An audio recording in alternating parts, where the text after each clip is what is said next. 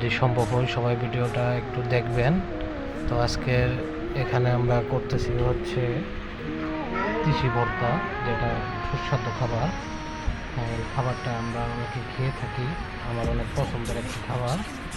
তো এই তিসি ভর্তাটা করতে হলে আগে তিসিগুলা বেছে নিতে হয়, তারপরে হচ্ছে গিয়ে এগুলা পাটাতে পিষতে হয়, পিষে গুঁড়া করতে হয়। গুঁড়া করার পরে পেঁয়াজ, ভাজা মরিচ দিয়ে এগুলা পিষিয়ে নিয়ে একত্রিত করে মাখাইলে পরে ভর্তাটা রেডি হয়ে যায়। এখানে ভর্তা দিয়ে গরম ভাত অনেক সুস্বাদু একটি খাবার।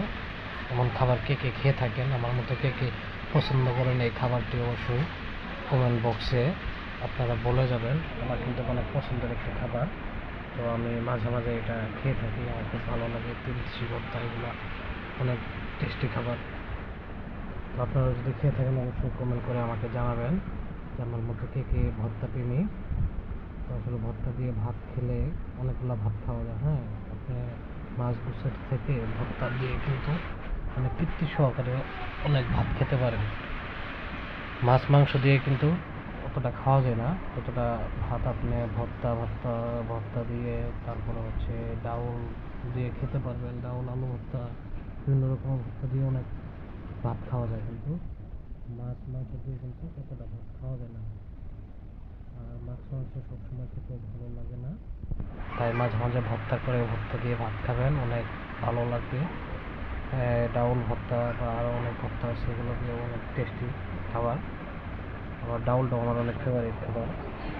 দেখাই, এটা হচ্ছে আপনাদের মাঝে এখন যেটা নিয়ে আসলাম, এটা হচ্ছে তিল ভর্তা। তিল আর তিসি একত্রিত ভর্তা হচ্ছে, এটা অনেক টেস্টি লাগে। একত্রিত ভর্তাগুলো অনেক টেস্ট। তো সবাই ট্রাই করে দেখতে পারেন।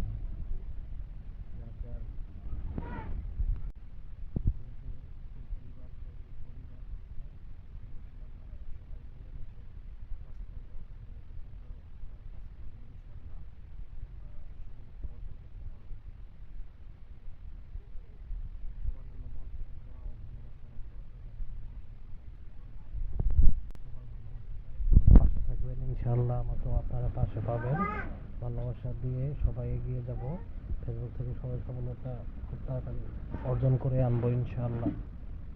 আর সবাই বেশি বেশি কমেন্ট করবেন, একে অপরের সাথে এঙ্গেজমেন্টগুলো ভালো রাখবেন, তাহলে আমাদেরই লাভ, আমাদের আইডিগুলো